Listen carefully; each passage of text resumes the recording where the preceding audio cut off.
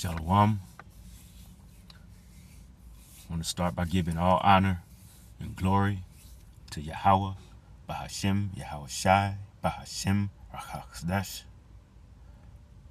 and double honors to the men of Great Millstone, the apostles, elders, and bishops from whom I learned this truth. Shalom to the 144,000 elect. I am Mayakala, and I'm continuing on. So I guess this will be part 3 of how do I know that I'm an Israelite, or how do I know that we are the Israelites? And when I say we, I'm referring to you so-called blacks, Latinos, Native Americans.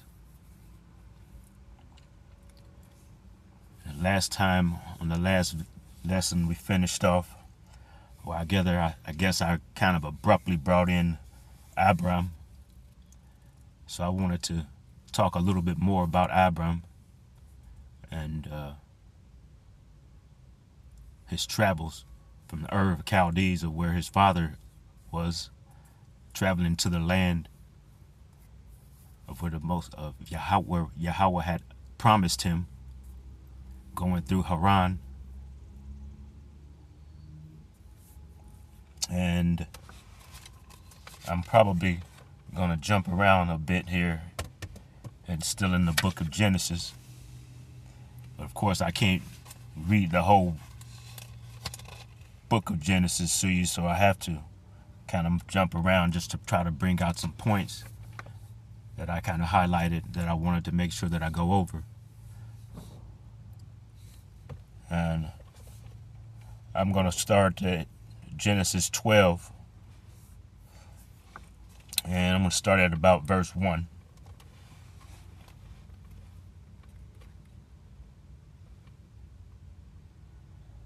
And it says, "Now the Lord Yahweh had said unto Abram, Get thee out of thy country, and from thy kindred, and from thy father's house unto a land that I will show thee." And I'm going to stop right there because I want to get a definition on Abram. And this was before his name's changed, being changed to Abraham. And it is H87. I want to get a pronunciation to make sure I'm pronouncing it correctly. Strong's H87. Avram.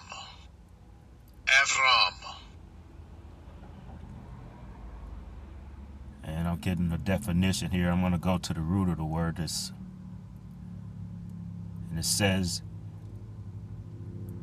"My father is exalted," or "exalted one is my father." I'm going to go on to verse 2.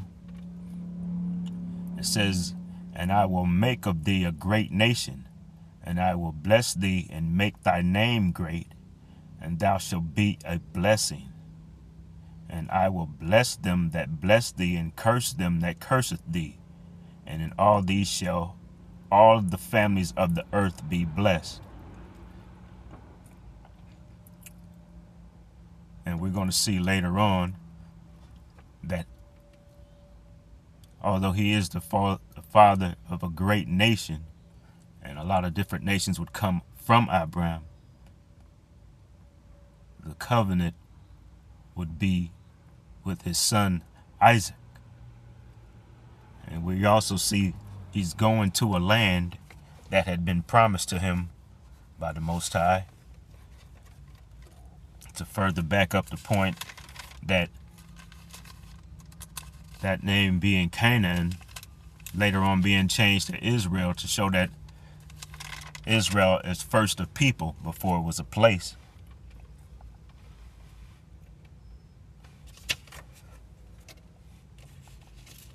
Like I said, I'm going to jump around a bit because obviously I can't read the whole book to you, but I just wanted to bring out some points to help us along as we continue on to find out how I know that we are the Israelites. So I'm going to go on over to Genesis chapter 15. And there's just a few verses that I wanted to bring out there.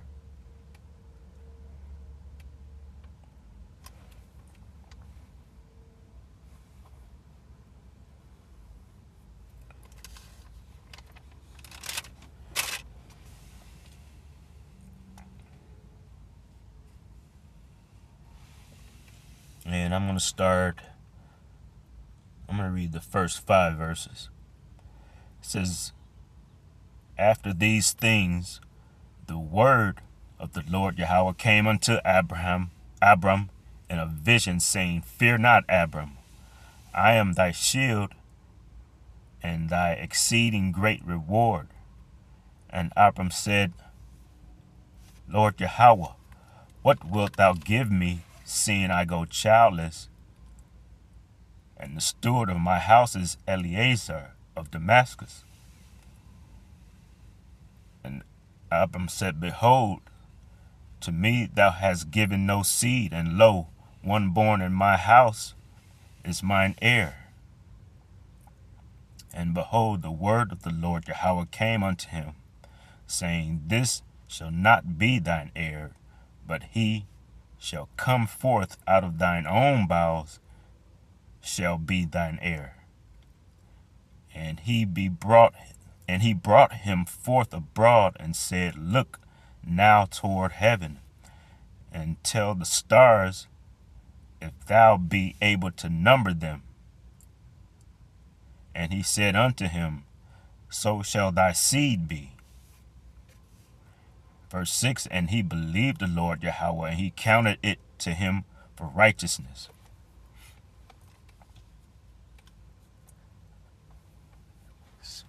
So we see that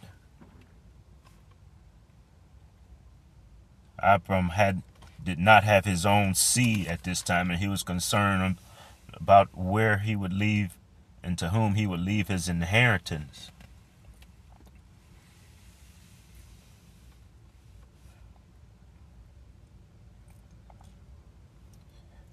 And I'm going to go on to verse 13 in the same chapter, chapter 15.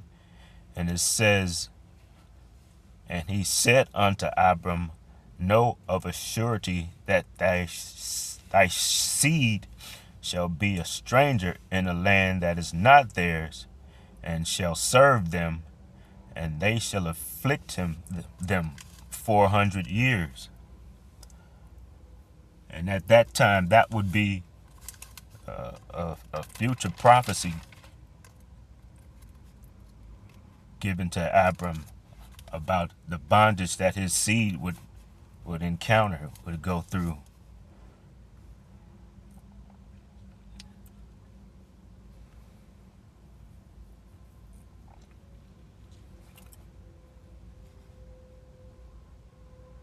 And I'm going to drop down to verse 17. It says, and it came to pass that when the sun went down and it was dark, behold, a smoking furnace and a burning lamp that passed between those pieces. In the same day the Lord Yahweh made a covenant with Abram, saying, unto thy seed have I given this land, from the river of Egypt unto the great river, the river of Euphrates. So we can just tell by that description where that land is that he was promised, that the Most High is given to Abram.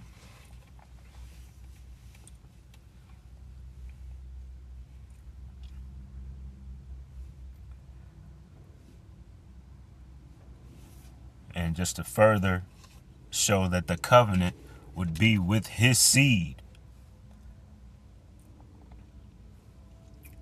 And going into chapter 16,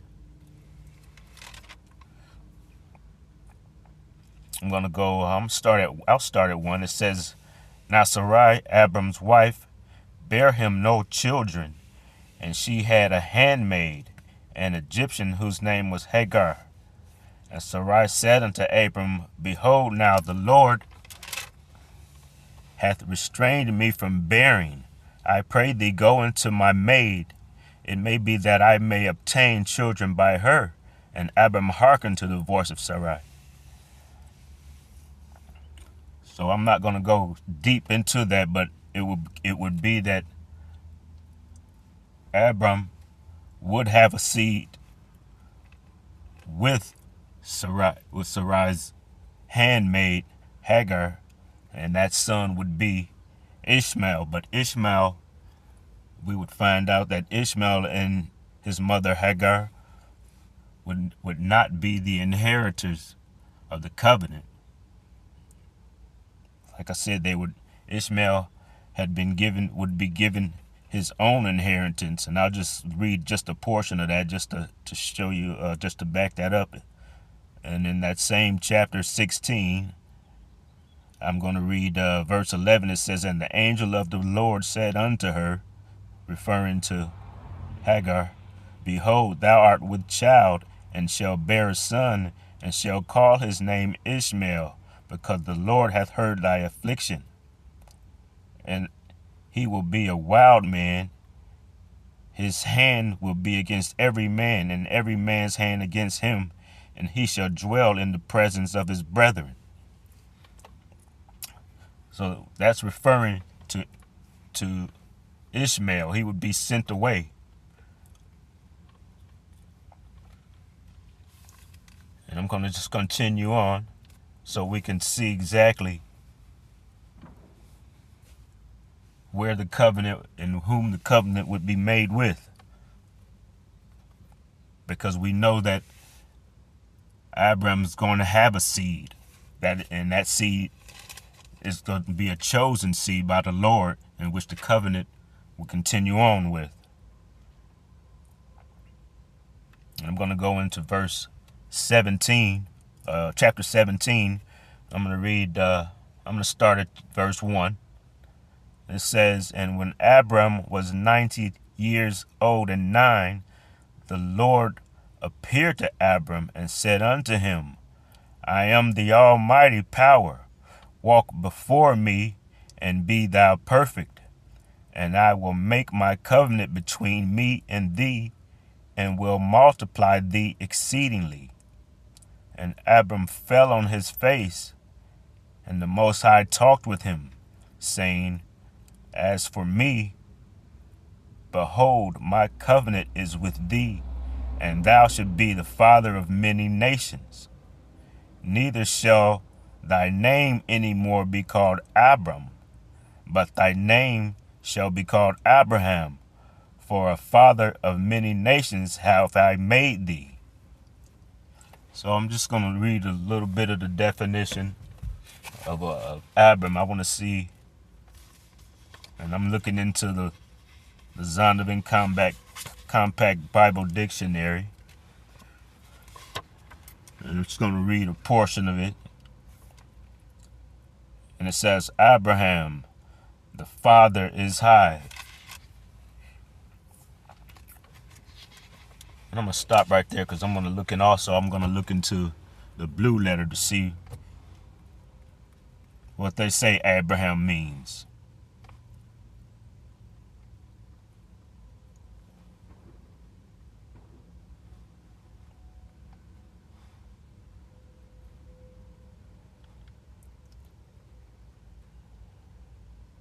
And it is H85. And again, I'll give you a pronunciation here. Strong's H85. Avraham. And the definition reads, father of a multitude, or chief of multitude.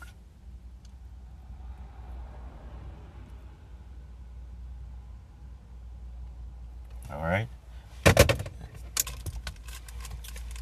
And I'm just going to read a little bit more of the definition. It says, the son of Terah, the founder of the Hebrew nation. So even though Abraham was born and it's in the Ur of the Chaldees, which we know is in Syria. He wasn't a Syrian.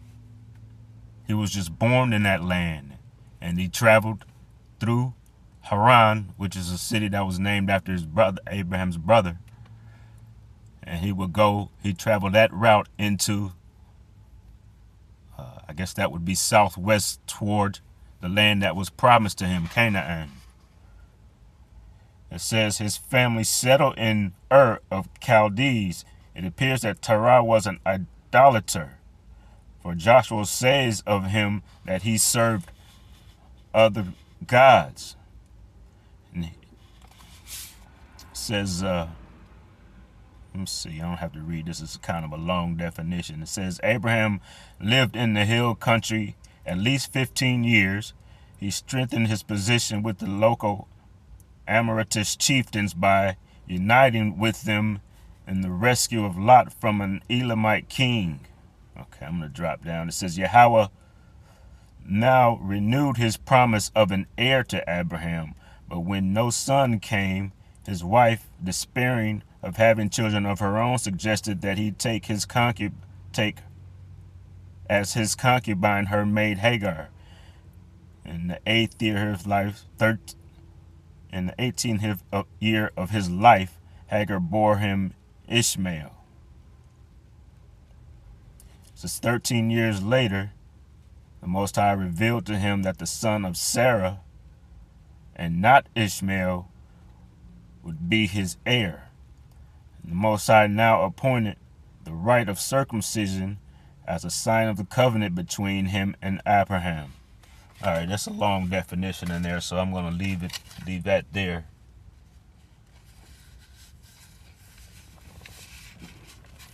And I'm going to continue on.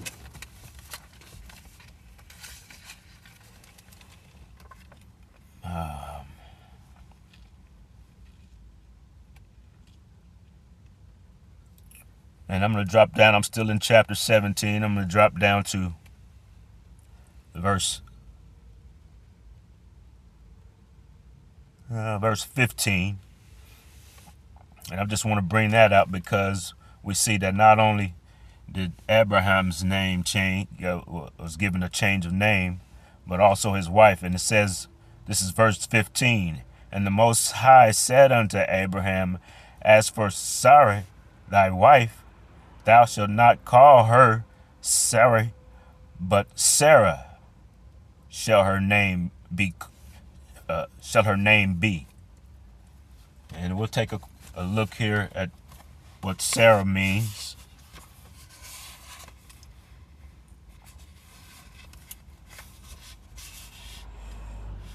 And let's see, this is a long one also. It says princess.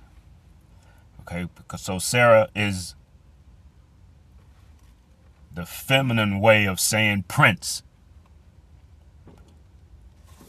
You know what? I'm going to look also on the blue letter. See what it says there.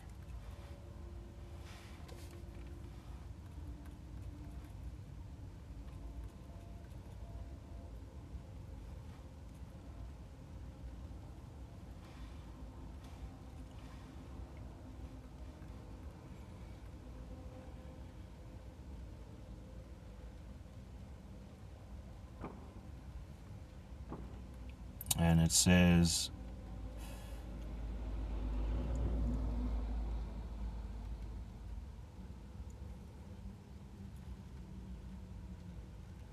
and it is H8283. And again, I'll give you a pronunciation of it. Strong's H8283. Sarah. Sarah. And according to the blue letter, it says noble woman, the wife of Abraham and the mother of Isaac. All right.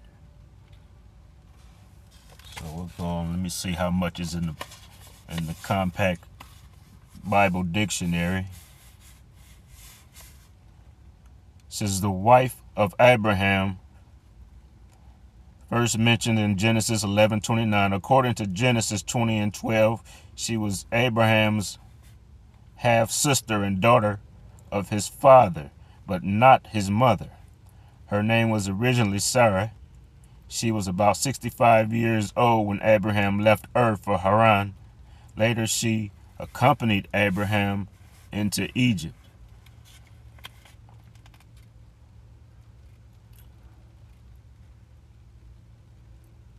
All right, and it's kind of a long definition, so I'm not going to read all of that. And I'm not going to make this too long because, like I said, we're going to just go step by step here, and I'm going to bring out as much as I'm able to bring out, as much as I know. And like I said, I can't read the whole book of Genesis, but I'm just bringing out some points as we go along.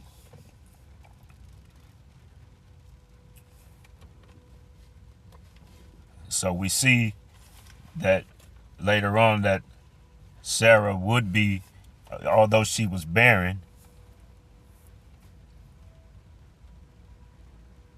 you know what? I'll just go ahead and read a little bit more. I'm at chapter 17. I'll read verse 16. It says, And I will bless her and give thee a son also of her. Yea, I will bless her, and she shall be a mother of nations. Kings of people shall be of her. Then Abraham fell upon his face and laughed and said in his heart, Shall a child be born unto him that is 100 years old? And shall Sarah that is 90 years old bear? And Abraham said unto the Most High, Oh, that Ishmael might live before thee. And the Most High said, Sarah thy wife shall bear thee a son indeed, and thou shalt call his name Isaac, and I will establish a covenant with him for an everlasting covenant, and with his seed after him. So we see, instead of Sarah going her own route and deciding that she was going to have her handmaid bear a child for Abraham, the Most High had already had a plan of action that he was going to take, and we know that you can make a plan, but the Most High's plan is going to supersede your plans. He's going to tell you how it is, and because even though Ishmael was the firstborn, and normally that would be the one to inherit or get the most of the inheritance of the father, that was not to be. The covenant was going to be with Isaac. And I just want to bring out a verse to show that even though a multitude of nations did come from Abraham, that the covenant would go with Isaac. And I'm going to go over to Romans chapter 9, verse 7.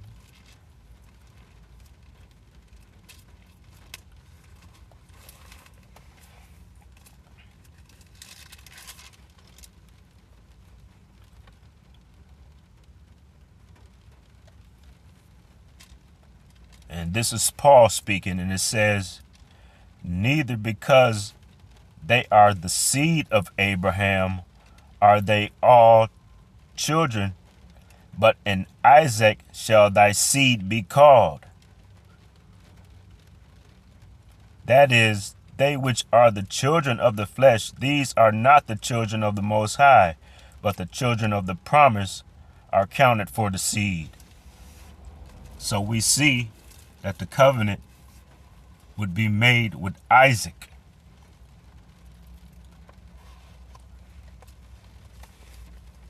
And I think I'm going to end it right here. And we're going to continue on with this. I don't know how many parts this will be. But like I said, we'll continue to go on to show you who the Hebrew Israelites are.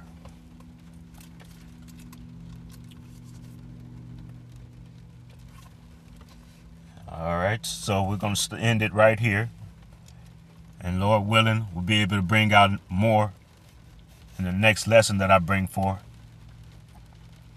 For now, I'm going to say, give all thanks and praise to Yahweh, Bahashim, Yahweh Shai, Bahashim, Rakha Kodesh, Shalom.